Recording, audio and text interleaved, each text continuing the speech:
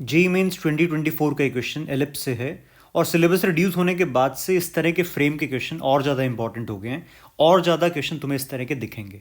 तो क्वेश्चन हमारे पास में है, if the point of intersection of two distinct conic X square plus Y square is equal to 4b और दूसरा कोनिक दे रखा है X square by 16 plus Y square by B square is equal to 1 lie on the curve, मतलब इन दोनों conic के point of intersection इस कर्व पर लाई कर रहे हैं। Then 3√3 times area of the rectangle formed bye intersection points. तो ये तीन कोनिक हमारे सामने दे रखे हैं, फर्स्ट कोनिक, ये सेकंड और ये थर्ड। और थर्ड जो इक्वेशन है वो पूरी तरह से नोन है।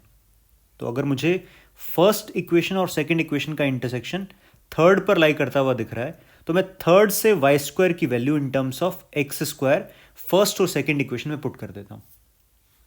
तो मैंने रखा Y square is equal to 3x square first conic की इक्वेशन में, तो यह आ जाएगा X square plus 3x square is equal to 4b और दूसरे वाले से आ जाएगा X square by 16 plus 3x square by B square is equal to 1। तो यहां से आ गया एक्स स्क्वायर इज बी। अब यही X square is equal to B हम उठा के इस इक्वेशन में रख देते हैं, तो ये बन जाएगा b by 16 plus 3 by B is 1। इसको सिंप्लीफाई करते हैं, बनेगा B square plus 48 is equal to 16b और इसको हम फैक्टराइज कर देंगे b minus 12 into B minus 4 is equal to 0। यहां से b की वैल्यू आ जाएगी b इज इधर 12 और b इज 4। तो यहां पे अभी ऐसा लग रहा है कि हमारे पास में b की दो क्लियर वैल्यूज आ रही हैं, दोनों वैलिड दिख रही हैं। लेकिन एक बार अगर हम ध्यान से देखें तो b अगर 4 हो जाता है तो फर्स्ट कोनिक की इक्वेशन क्या आ जाएगी, X square plus Y square is equal to 16 और सेकेंड कोनिक की इक्वेशन हो जाएगी हमारे पास में X square by 16 plus Y square by 16 is 1। कब, जब b कितना है, 4 है।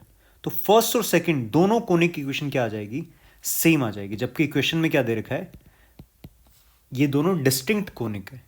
तो इसका मतलब B4 नहीं हो सकता, तो B4 तो क्या हो जाएगा, रिजेक्ट हो जाएगा।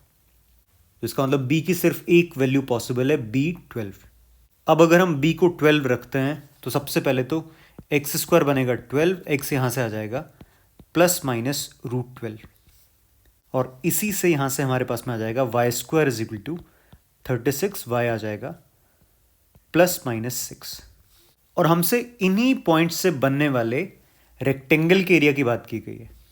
इनफैक्ट उस हमसे कहा गया है 3√3 times area of the rectangle formed bye these intersection points. तो इंटरसेक्शन पॉइंट जो हमारे सामने है वो हमें साफ साफ दिख रहा है, √12, 6, √12, -6, -√12, 6 और -√12, -6। ये हमारे पास में 4 पॉइंट्स दिख रहे हैं। तो रेक्टेंगल का एरिया हम यहाँ से लिख सकते हैं, ये लेंथ कितनी आ जाएगी, 6 -6 का डिफरेंस 12 और ये लेंथ कितनी आ जाएगी, 2√12। तो एरिया आ जाएगा यहाँ से 2√12 इंटू में 12 और हमसे पूछा है 3√3 टाइम्स ये एरिया।